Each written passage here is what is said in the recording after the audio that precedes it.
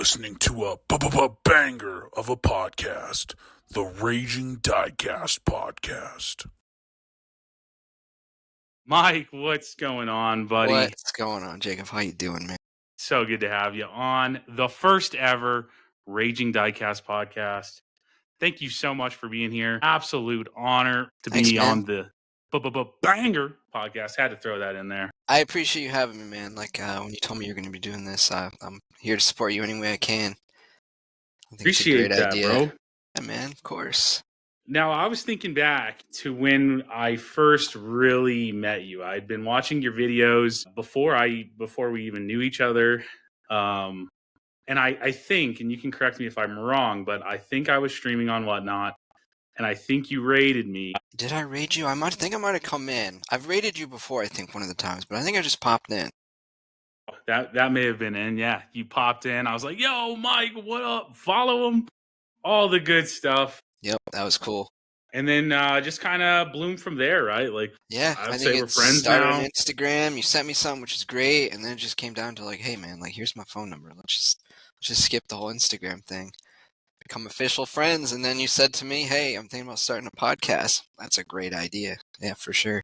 You said do it, and then I know nothing about podcasting, YouTubing, anything, so I was like, Mike, what about this computer? What program? I've been a great help there. But for those that don't know me, Raging Diecast, love Hot Wheels, was a seller on Whatnot, kind of stepped away from that. Really want to get into talking to awesome people in the diecast space, which is great that we have Mike to just kick us off. He is a YouTuber. I think he was born in Connecticut, right, Mike? Born in Connecticut, moved to Florida, started out with RCs, now into Hot Wheels and RCs, which good luck. My wife hates the Hot Wheels as it is, so can't imagine going into RCs as well. Yeah, I mean, I've liked Hot Wheel. I mean, one of my first memories is actually playing with a Hot Wheel. I was like 5 on my birthday. My neighbor got it for me. It's just like a really distinct memory. I loved Hot Wheels all my childhood. And then when I was like, I don't know, 20 something in like 2010, I remember I was at Walmart and I don't know why, but I was like, oh, I'm going to go look at the Hot Wheels. And like, I found a 911 GT3, the white one with the orange accents and the checkered flag. And I was like, wait, they make real cars? And that was it. That turned into what we have now. And yeah, I never planned to do Hot Wheels YouTube. That was never in the cards, like not a chance. It was basically like, what do I do for a channel? Because I had watched so many people make channels, and I'd be laying on my couch, falling asleep to people's videos and just watching them grow. And then I used to say to my friend at work all the time, oh, if I had a channel. And then one day he's like, Mike, just start a channel. And I had always had like a channel and just uploading random stuff too. But when that happened, I had no idea what I was going to do. But I really liked RC. And I figured out, let me just make some videos. So they're real casual in the beginning. And then, I really thought about, hey, maybe I can turn this into something. Then one day I just was like buying Hot Wheels. And I was like coming home and watching people like the Florida Man or Hot Wheels Hunting International, Peak Time Racing, all the other guys. And I thought, I bet you I could do this. And at first I was like a little reluctant because I was like, do I really want to like do that? Like, do I want to be a Hot Wheel hunter? Do I want to make it all Hot Wheels? And I was like, just try it, just try it. And here we are. Yeah, I think so far it's done pretty good. I mean, Appreciate it seems that. like not too long ago you were at 10K. I think last I checked, you're at 14K subscribers just hit now. 15, and it's just like I'm just shocked. It just kind of runs off and takes off. And for me, I just love it. I love every single moment of it. Buying Hot Wheels, of course, but I've always loved making videos. I've loved since I was a kid. My dad's huge camcorder here, and I'd push the button, turn it off, and then make it look like it disappeared, turn it back on. I wouldn't be standing there. So, yeah, and it's just taken off, and I can't wait to see where the future goes. Well, let's talk about your YouTube a little bit because I think you have, I don't know if I'd call it secret sauce, but there is a little bit of secret sauce there. And I have my own kind of theory, but I want to hear from you and then I'll kind of tell you what I think. But what do you think makes you different than the other guys doing the same thing? I'm filming it exactly as it is for everybody else. And I think that's what it was for me when I'd come home and I'd watch these videos, and every video was supers and supers and supers. And I'm like, well, I get it, and that's cool, but that's not really realistic, I wonder, literally, this is what it was. I said, I wonder if I could grow doing the exact opposite. Let me just do what I've been doing this whole time. Let me just go in the store, record. Most of the time I don't find anything, and that's pretty much how it is for the average person. And I'm okay with that because supers are cool, of course. Who wouldn't want a super? But at the end of the day, I've just always loved the main lines. I've just loved my favorite little car that I can hold in my hand. And for a long time, I didn't even know about supers until I found one accidentally. And I actually thought it was a Viper, and it was like Spectre Flame, like brown. And I was like, oh, this thing's ugly. And I sit back in, not even knowing. And then I went through a second time, and I was like, this is the only one in here. Maybe I should just take it, And I don't know what, I must have tipped the card and saw the logo, and I was like, oh, okay. There it is. I still think it's one of the ugliest ones, but at the end of the day, like, it's just the main lines for me. And I think that's what I think it vibes a lot of people. I think that, seeing someone else fail after searching all day and wasting gas, it resonates with people. And that's pretty much what my intentions were. And it turns out, there are people out there that appreciate that and want to watch that. Yeah, I think that's the secret sauce as well. Like looking in the comments of your community, even you can see that they appreciate the actual hunt. It's not just case cracking after case cracking and just hype after hype. I remember I don't. It might have been on the video where you went over the chase I sent you. I saw someone like all caps, "Stop chasing supers." Right. There's a lot of people that feel that way. So yeah, I would say it's genuine, it's raw, you're not hitting, honestly, not very often. When I was watching the video with you and Ricardo, and you were hitting the Dollar Generals, and I was like, if Mike has my luck, Ricardo's pulling the super. When he pulled that, I was like, man, I gotta find one now. But I was so happy to see him. It's great to watch other people score too. Like, it's not, you shouldn't be so selfish about it. You should share. If you see someone, for me, like, I'm always hunting, so I'm gonna find a car. And yesterday I was at a store. You'll see it in, I think, Tuesday's video. I found a car, and there was a guy there. I didn't record it because I don't like really doing that. But he's looking through the dump bin. I know I got the last one. It was one of the blue Civics from B Case actually, and I was like, here, dude. And he just looked at me like shocked. He's like, are you sure? I'm like, yeah, take it. I'll find it again. So I love doing that. going back, does Ricardo have the 180SX Super? No, it's right here. Okay, well, I think he gave it to me. And I couldn't. I think he's about to have one. See, that's the thing. One of my subscribers sent him one. I was going to send you this one, dude. And then you were going to give it back. I know. It already happened. That's what's crazy about this community is, like, people are doing these crazy things that you would never have expected. I mean, yeah, I'd hate to say that, but I wouldn't want to, like, take a super and give him two of them. But if you want to send it still, we can figure out something. I'll send you something else. Yeah, send something else. Ricardo's a good guy. If you have any other supers you can get rid of. And he's the same way. He doesn't care about supers. If we find them, cool. Of course we're going to look for him. Of course we're going to hunt for him. But to go out of my way, it's just, I don't know. Honestly, in that little segment of me trying to find those cars, I was getting frustrated. I was like, I don't know how people do this. I don't know how people just wake up early to go find it, and then they don't find it. Like, that's annoying. So I was just like, whatever at this point. I'm over it. I think it takes a special person because I would be up every morning 5:30 to get to the store at 6. And I'd be hitting in the morning before work. How many stores? Probably 4 or 5 stores. Hit the Walmarts that are by, because they open at 6. Be at Target at 7 when they open. And I mean, dude, I've had some absolutely insane hauls, but I'm not going to lie to you.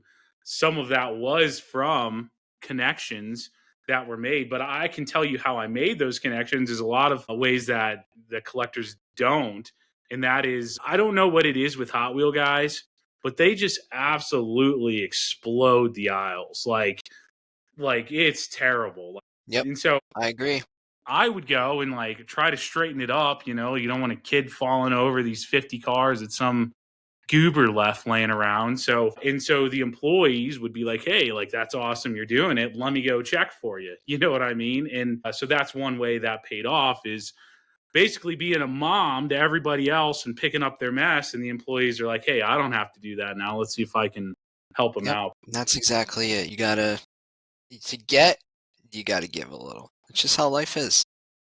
Yep. Yep. Well, let's dive into YouTube. Not really diecast. If there's some people on here, kids, adults, whatever, they want to get started on making content, doing YouTube, what does that process look like?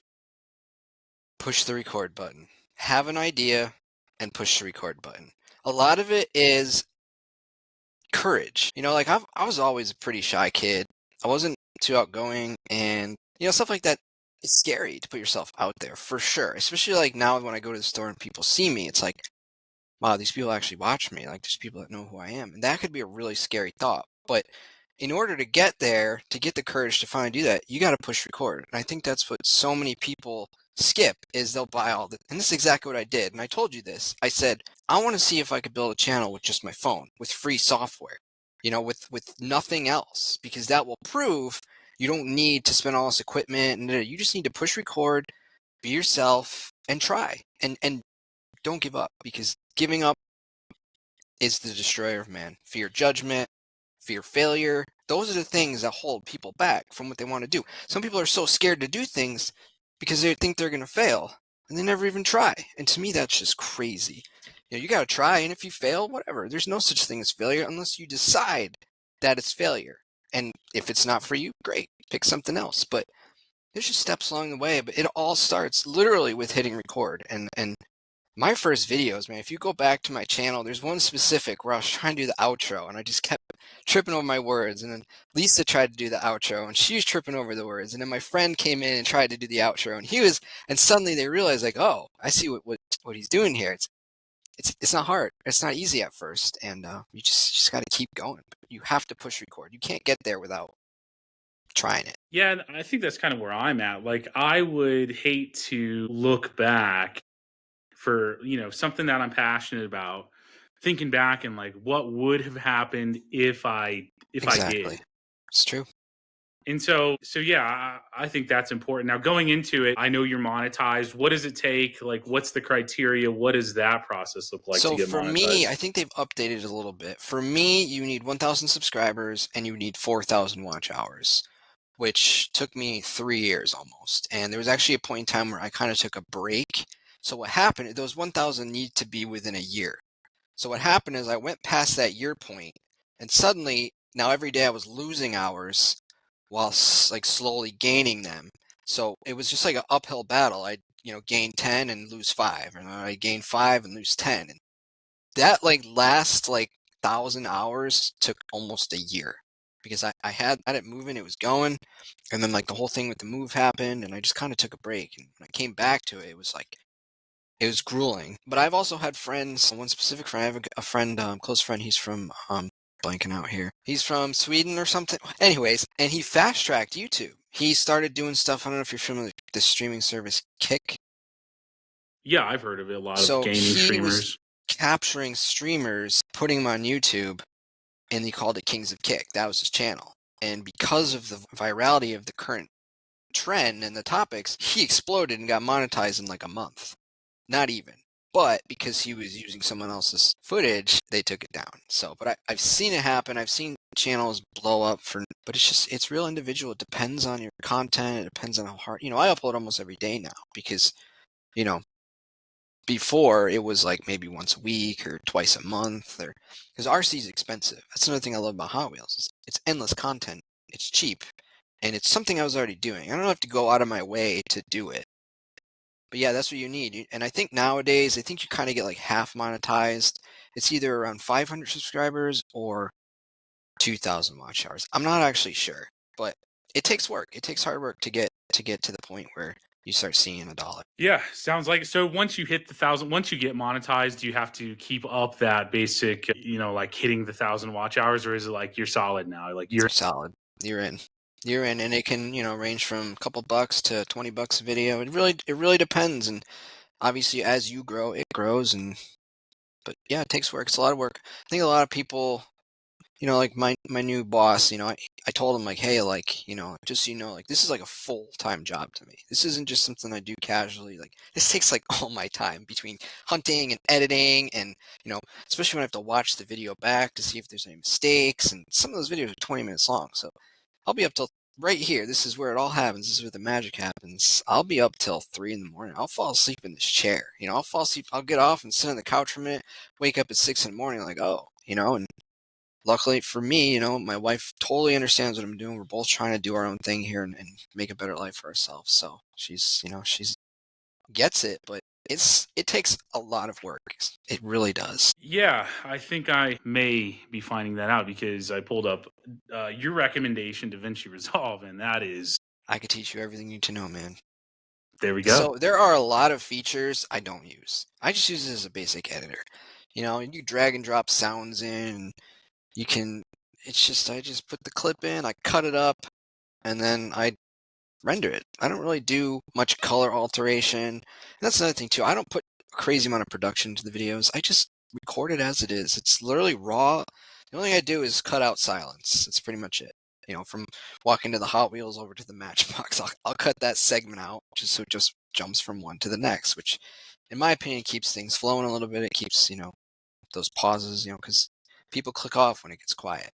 You give them a chance to think I'm bored, they click off. And that's something, you learn all these things. Just like the intros. To have an intro play with a bunch of clips, if someone clicks the video for a reason and some intro plays that has nothing to do with why they clicked, they'll click right off. And that was hard for me to learn because I loved my car wheeling down the street and my helicopter flies by and welcome to Mike's Hobby Planet.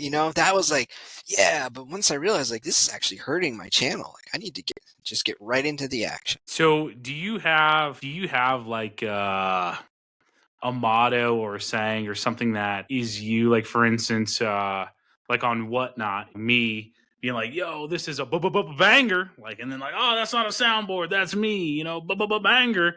Do you have something like that, or? The only thing I really say is, "What's up, guys? Welcome back to another video," which is pretty cliche, I think, for YouTube. And then on the way out, it's just later. That's probably what it is. See you in the next video, guys. And later. And I actually cut that out for a while. I just was kind of ending the videos, and I had one of my other subscribers from Florida he texted me, "Hey, you're gonna put that outro back in. If you feel like you're leaving us hanging, man." I was like, "All right, well, it's just constructive criticism. People feel like they're being let down because I didn't say goodbye. Then let's keep it in there." One last question, kind of more on the YouTube topic, and then we'll just go into kind of more general diecast. But is there, I don't think there is, or will there ever be Mike's Hobby Planet merch?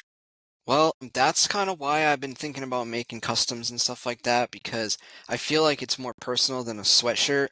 But yeah, me and my wife have thought about it many times in different ways we can do it, whether it's stickers or, shirts or hats but for me, I just was like, you know what, if I strip the paint on a car, I'm not great at it, I'm okay at it, and I'm getting better, but I feel like having something that I put effort into is more meaningful for someone, especially someone like that likes Hot Wheels or collecting diecast than a t-shirt. Because I don't know how many t-shirts or sweatshirts I bought that I just don't wear. I don't see them. They're in my closet. And, how many times I bought a shirt and it shrunk. It's just like, well, why did I do that again? Or a hat, which I don't wear. So I feel like just something like that made sense to me. And it doesn't cost a lot up front to spend a month. But yeah, I think down the line it's coming. I just don't know when. Well, one suggestion I have is a lot of merch or shirts or whatever cap out at 2X.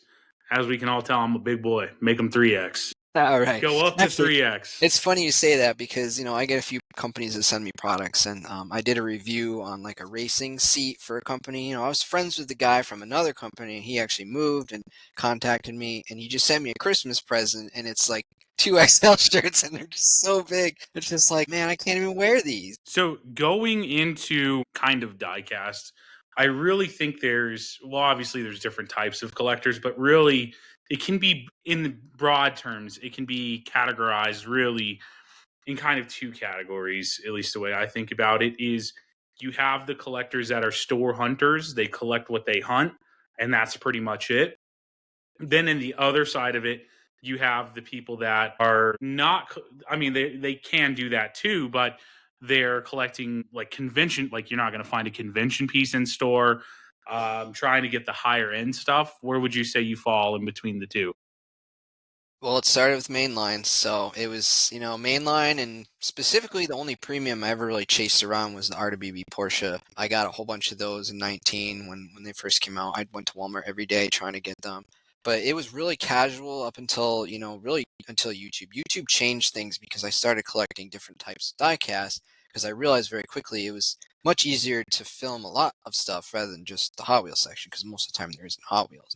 And then, as of recent, I've Whatnot really changed everything because it gave me access to things like Mini GT or things I wouldn't normally buy. And once you start with those, I mean, that's it. It's a wrap. So I really haven't gotten into the crazy, super expensive, like you were saying, convention cars and things like that. But if they come across my way, we'll see. But I think really my favorite thing is just picking out what I like. I'm not a completionist. If I find a whole set and I'm like, yeah, I'm not into any of these, I won't get any of them. I don't buy them just to buy. And if I find one car out of the set that I like more than the others, I'll just leave the other ones for somebody else because it's money and it's room, and it's if I don't have an interest, then I just don't see the point. What brand? What's like, so two-part question. What's your favorite brand? What is a brand that you think has like a lot of potential, up and coming, or just there's a lot of potential there?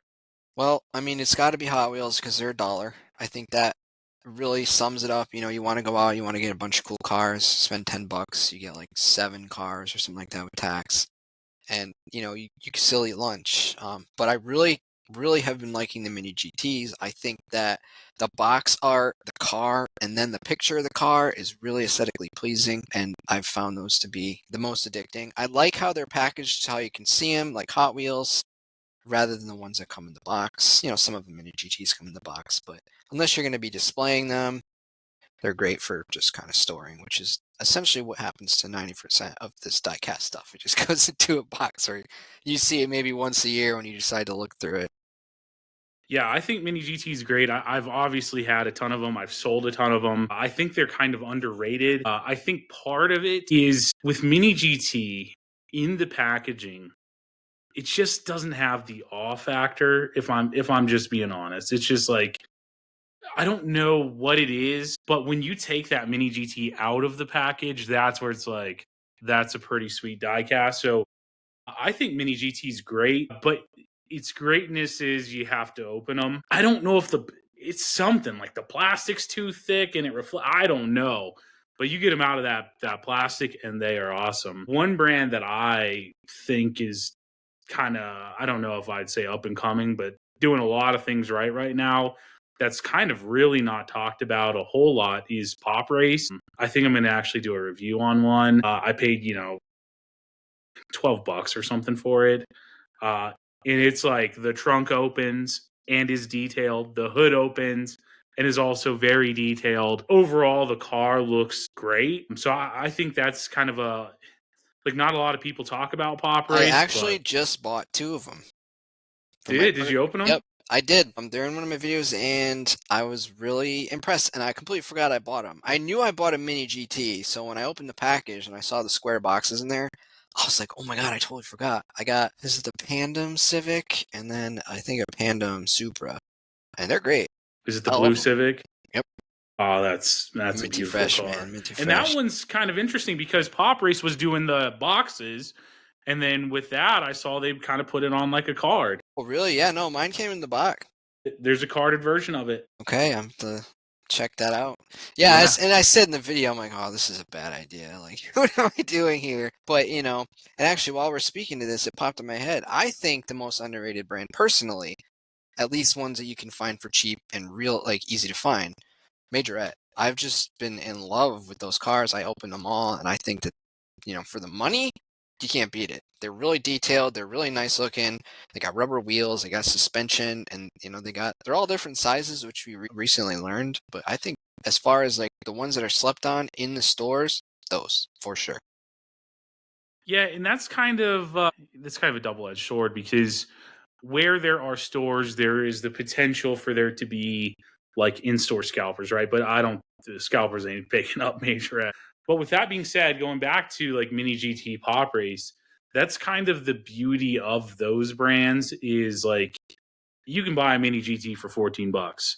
You know, you get the Mizu collab or whatever, it might be 16, but you don't have to run around to stores and like, where is it? Where is it? Right, A lot of great exactly. guys on Whatnot have them, other places. So that's kind of the beauty of it is you're not competing with the retail guys that are going into the And the retail perfect stores. example would be that new Rexy or Roxy Porsche. Like you can't find the green in the store, but if you go on eBay, it's there for $20 for everybody to have. And I've watched actually some videos of like comparing the two, and it seems like the Mini GT is way more detailed. I haven't picked it up yet, but I definitely sent the link to my wife for Christmas. So I'm assuming I'll be opening that on Christmas Day.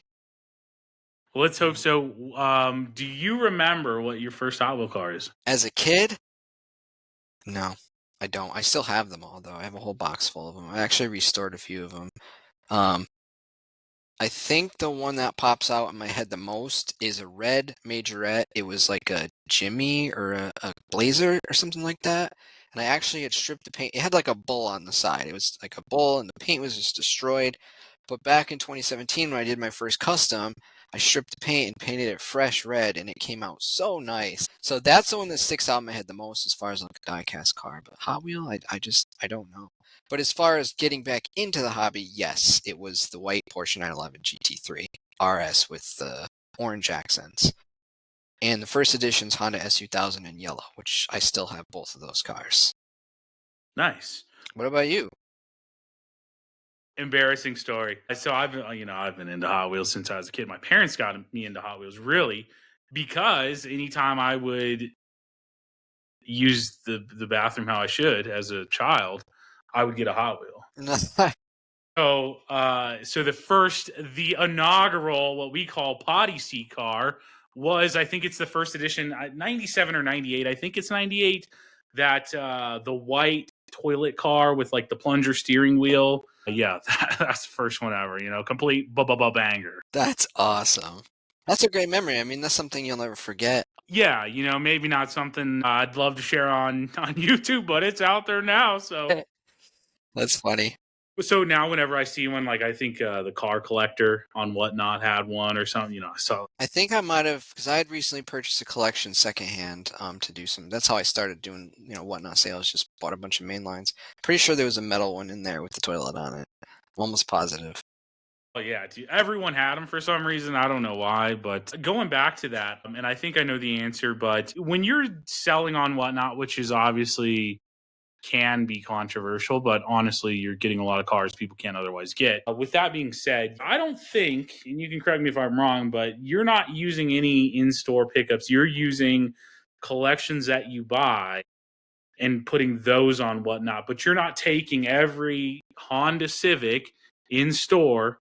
And that's another question I have is when you're in store, obviously, it looks like you take one or two. When the camera cuts off, one or two still. Yeah, Just the one or absolutely. two. Just one or two. Yeah, because I mean, like I said, I kind of built my channel on transparency, and I don't want to be that guy because really, for me, selling them, whatever, there's other ways to make money. Yeah, I can buy a collection secondhand and sell those because it's not me. But no, taking them from other people just to make a couple dollars, it's not for me. It's not what I'm.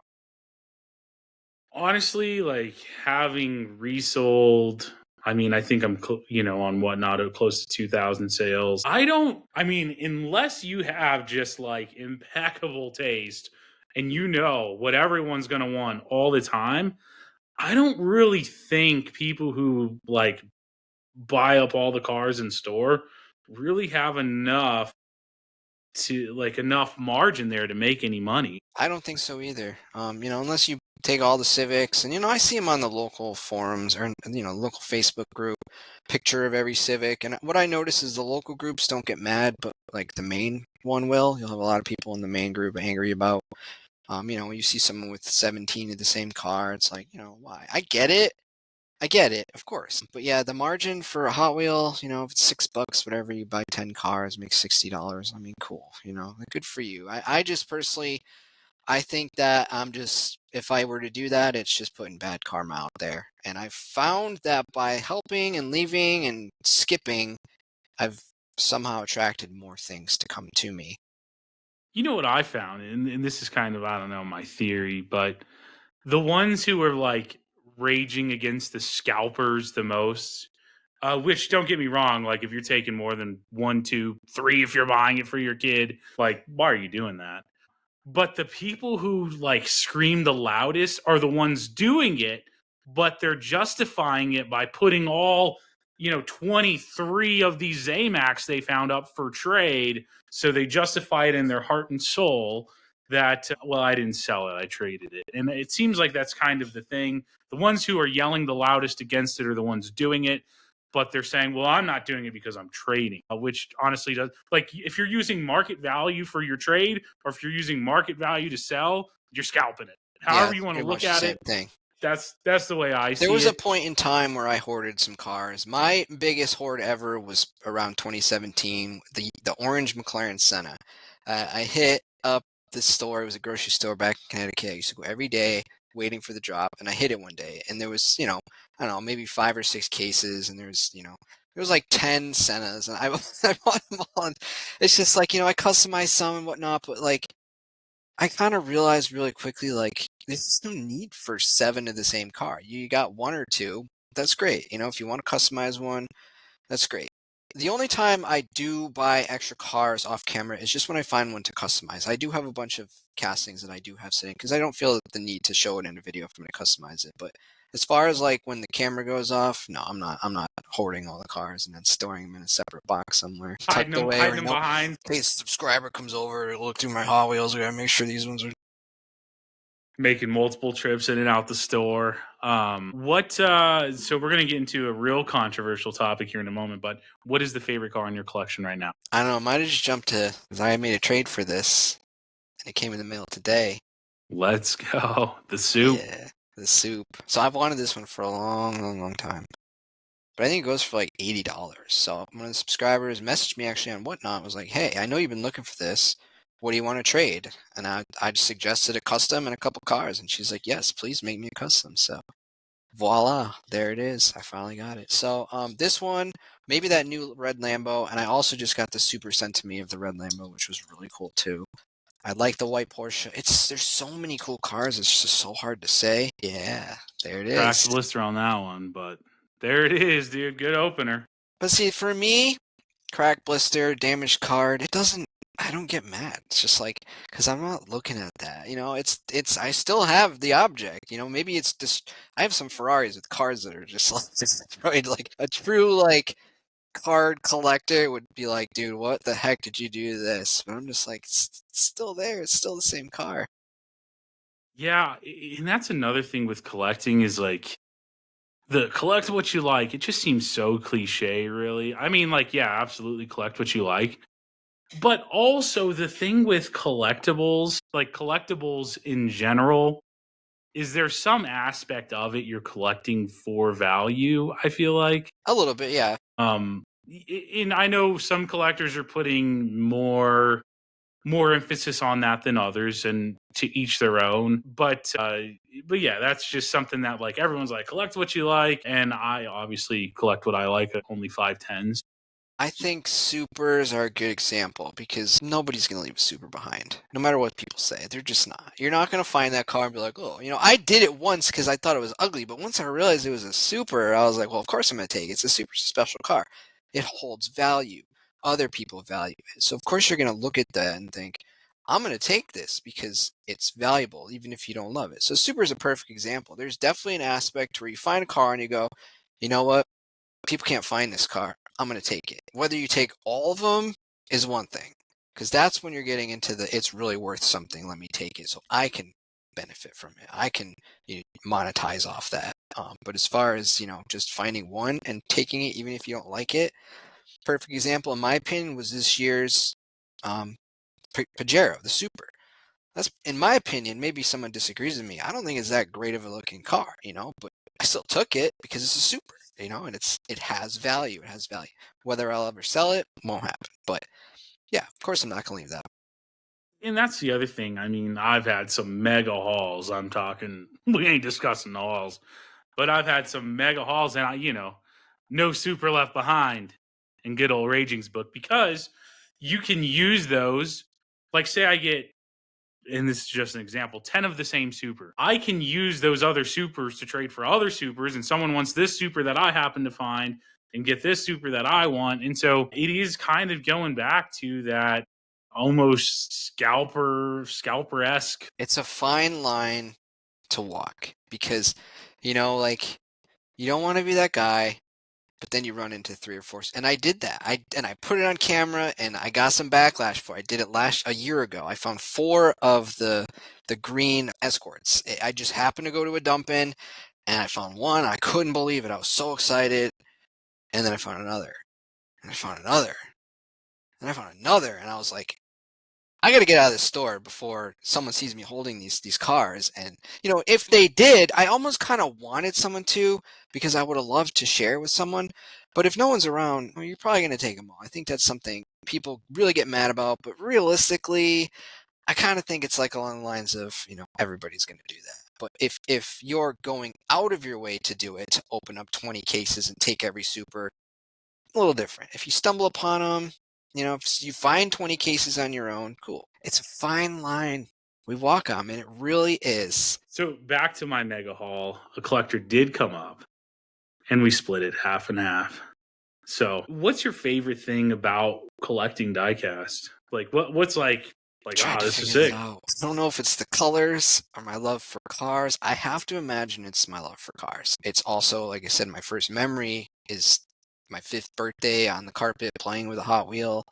I don't know if like someone before me loved cars and I inherited that DNA, or I don't know what it is. I still don't know what it is, but I think it's the colors. I think the bright colors in your favorite car, you can put it in your hand and you can, you know, it's one day my friend TJ and I were in my garage. I had the black RWB Porsche out. It was sitting on my little table where I do my outros, and we were both just staring at it, smiling. And she opens the door and sees us looking down at the car, and she's just like, "You guys are too funny." And I think it's just like, it's the feeling you get when you look at them. You go, "Oh man, you know, I love the Lamborghini, or I love the Datsun 510." And just when I look at it, it makes me happy. And I think it's what it is, and just it's a weird thing, but passion for cars and the bright colors is what I just attest to the reason that it's just so much fun to just collect these things. Yeah, I agree. I mean, obviously, right now, young kids, family. I can't get, you know, the car I want. Obviously, like the real life car. So these little pieces of Yep, little cars that I that like, too. I go out in my garage, I stand there, I look at them, like just admire them. Many long nights of, "Oh, I'm gonna go in my garage and look at my Hot Wheels for a bit. You know, go back there, you know, look at them, look through the box, and all right, that was good. I guess it's just for that little dopamine hit, you know." You know, I don't know if there's a car or not. If you could design a car, maybe there's not a car of it out there, or a car you'd like to redesign. What car would you like to kind of have a hand in, and be able to like put that car out there as yours? A Hot Wheels version of the McLaren 7LT. Period. Because it doesn't exist. The only one that's, I don't have it right in my area to grab it, but the only one, I had to go on eBay and find one, and just never understood why. Oh, I'm sorry. I got an even better one. Hot Wheels version of an Acura RSX. They never came out with it. They have the Integra GSR, but I dare you to try to find a model of an Acura RSX that is not, one, like, looks like it's straight out of Need for Speed, because that's all you're going to find, or 2, has a race livery on it, because they do make the DC5 Integra Type R, but it's always dressed up like a race car. You cannot find a plain like you would with the Integra GSR. It doesn't exist. I have looked. And that's important to you, because I I think had one. Yes. I had one for almost 15 years. A car I literally was like, I'm never selling this. I want to be buried in this car. It was my, you know, I got it when I was like 19, and I just had it forever. It was low mileage. It was a nice car, Type S. I had a K24 swap in it. It was, you know, it wasn't a fast car in the world, but I just had so many memories of it. And it only had 90,000 on it. Every other one you'd see was just beat up and destroyed. But when it came down to moving across the country, you know, I had my car, my wife's car, and the RSX. It's just like, I didn't even know where I was going. We didn't even have a house yet. So I didn't know what the driveway situation was going to be. And it just made so much more sense to sell the car than to bring it with me. Do I regret that? Yes and no. No, because I don't miss it as much as I thought I would. But yes, because I do miss it as much as I thought I would. But yeah, to have a little, diecast that I could walk around and hold in my pocket like you can with the bazillion of the Integras would be the best. And I've been waiting and waiting, and it's never come. It's never come out. What is like in your collection? It doesn't have to be based off of value. In fact, mine's not based off of value. What is the most sentimental piece in your collection, and why? I don't know. It's possible that it may be the first thing that pops in my head is the black Porsche, the RWB, out of the Silhouette series. Mainly because that was my first real hard attempt to find it and first encounter with a scalper where I got it first. I'll never forget that. I went every single day after work, and then suddenly there they were. There was a whole bunch of them. The whole set was there on the shelf, and I grabbed two, and there must have been one gone already because I think there would have been three in the series. This guy walks up. No, I grabbed three. I can't remember the amount, but this guy walks up afterwards, and I had him in my cart, and he puts his hand behind the peg, holds the cart up to it, pushes them all forward, and looks at me and looks down and goes, "You got the good one," and walked away. And I was just shocked. I was like, if I had been here 5 minutes later, I would have thought, oh, they didn't get him again. I would never have known. So that was my first attempt at really trying to find a car. Yeah, I had a couple of them. I gave two away. So I must have I think I found one separately and then three. I think it's the only time I really pushed hard to find a bunch of cars. I gave two of them away because, why not? And then I have one open. So that one to me, I don't think I'd want to get rid of ever. Yeah, I mean, you beat the man, dude. I beat the man. Mine is so it was like, I think it was my birthday. I was real big into customizing cars, which I still am. I just need to find the time for. Like, I have a spray booth. I cut a hole in my garage to vent it outside. Awesome. Like, I mean, I'm in there. Like I have tons of wheels from Sakura Model, Jing Vendi, a lot of high-end wheels. I just don't have the time. But with that being said, there was one point where I did have the time and I was working on them all the time. And my boys bought me, so they each got me one car, and they were like 2 and 3 at the time. And they painted them. They customized the car for Dad for his birthday. Oh, that's really cool. So yeah, it's the kind of like the gold Mustang from the Ultra Hots, and then the other one is like the blue BMW from Ultra Hots. That's the cars they customize. And I have I don't know about you, I have kind of different collections. I have a collection that I show. I have another collection I don't really show. And then I have like an ultra personal collection, which is in my room that like no one's ever going to see. That's just like my sentimental, like never to be seen by anybody but me. That sounds weird, but I don't know. It makes me feel like my answer is not that good because it's not really, related to, I don't know. There's just so many damn cars. I think maybe something my wife has given me, I don't know. It's a tough question. Honestly, it could be this right here because, when I start, there's a lot of cars people have sent me. So I think that, that would be what it is because that collection will never hit Whatnot.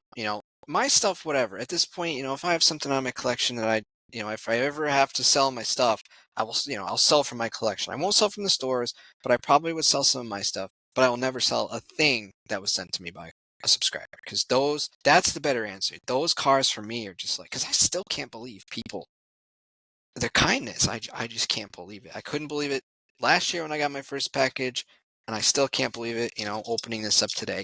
Granted I did a trade for it, but there was some extra stuff in there, and just the opportunity to do that from someone who contacted me, it's so cool.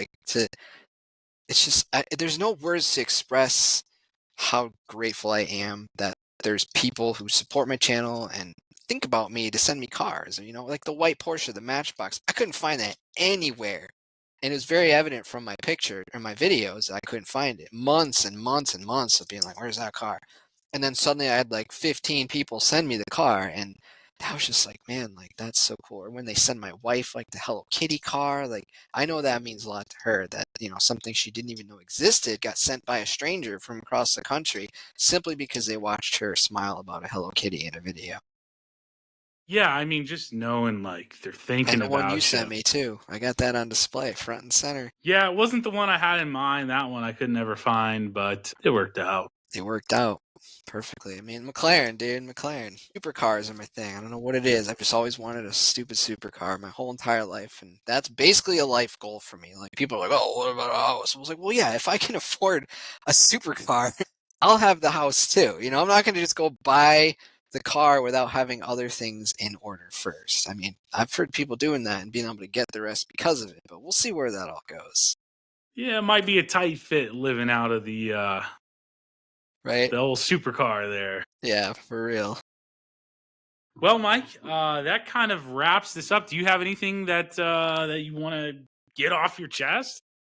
I'm happy you did this. I think this is something that the whole community can benefit from. I plugged you in my video I released today, so you'll see your subscribers going up, I'm sure, and I'm sure there are going to be people watching this. So, hey guys, thanks for watching this and support Jacob. He's a good guy. Like I said, I joined his stream one day and whatnot, and he was like, "Mike, I watch your videos," and like that's just so cool to me. It made me feel so happy, and so and then just this is where it's gone. And support him. I'm gonna support him. I'm sure this is not the last time you'll see me on here, and I'm excited to see what you do with this, man, because I think it's something that's needed. There's a lot of different aspects out there on the way Diecast is represented on YouTube, basically, and I think that every angle should be covered. And if this is your jam, man, keep it going. Mike, I can tell you, I have got some absolute banger guests lined up. I've heard. We will talk about that later, but I've heard. I think there's some good things in the pipeline. Thank you so much for being on here. It's been Absolutely, an man. Thanks for absolute having honor. me. I'm honored to be your first guest, man. I think it's great. Yeah, and thanks for being a friend. And Right back this at you, is man. a future thank you for helping me edit the video in DaVinci Resolve. I'm sure we'll be in text messages right after this, like, "Hey, I need help," and that's great, man. I'm so excited. And I told my wife about it. She's like, "Dude, that's so awesome." It's good. It's good. I'm glad that you were inspired to do something because, like I said earlier, doing it, pushing record, that's the hard part. It takes a lot of like fear of judgment, like I said, is the one thing that's going to stop most people. What will they think? Turns out they don't care. Those people don't care. The ones that care are the ones that are going to watch you, and you're going to find them. They're going to surface, and you're going to think, wow, what was I ever afraid of? So props to you for taking a shot at it. One note to the kids: just remember, the internet lives forever. Watch what you post. It sure does. Watch what you might delete it, but it's still Absolutely. out there. It's still out there. Someone's got a screenshot. A screenshot, a screen recording, or something. So yeah, just keep that in mind. If you do want to, make sure you're editing it good. You're looking it over. Nothing Always watch crazy's it going out there. Best advice I can give to anybody who wants to start a YouTube channel: don't upload the first copy. Always watch it. Maybe give it an hour and come back. Because I don't know how many times I've uploaded something and I'd be like, how did I not notice that I should have done this? And I'll be like, oh, I should have done that. It's just like, why didn't I notice that when I was editing it? So your first draft should never be your last draft. That's the best advice I can give you. There's definitely times where I've been halfway through an upload and I've been like, man, I should have done this, and I could back out then. But once it goes live, that's it. So You're done. Yeah, you're done. Watch it through again, and just in the beginning, quantity over quality. Simple as that. One last question for you. Have you ever been to a convention? Are you going to Vegas in 2025? What's that look like? I would like to. I've talked about it with Ricardo. I've talked about it, actually, the Miami one that's coming up. I've talked about it with, actually, I met my friend. His name is Mark, and I met him at a dump-in, and I shared with him, and he couldn't believe it. I was like, take this, take this, take this. And we became friends. He's like, like, it'd be a really great idea if we went down to Miami. We should do that. So it's very possible. Yeah, it's definitely. I went to my first show recently, so it was pretty cool to go there. And yeah, I think so. I don't know about Vegas. I love Vegas, though. If you go, I'll be there. I mean, it's not a nationals, but if you go to Vegas 2025, the good old raging will be there. All right. But unlike the name, not much raging going to be happening in Vegas. That's a 100%. It's bedtime at 7:30. It's bedtime. Mike, it's an absolute honor to call you a friend. I'm glad you're the first person that's been on the show. Thank you so much for all your help, everything you've done for me. And I am going to, guys, make sure you go follow Mike's Hobby Planet on YouTube, Mike's Hobby Planet on Instagram. give him a follow, give him likes, get him going. He is a real, authentic hunter. What you see is what you get, and you get what you pay for, or something like that. Who knows? Something like that. Mike, it's been an absolute pleasure, buddy. Thank you so much. This was fun, and I can't wait for next time. Until next time, buddy. We'll see you next time.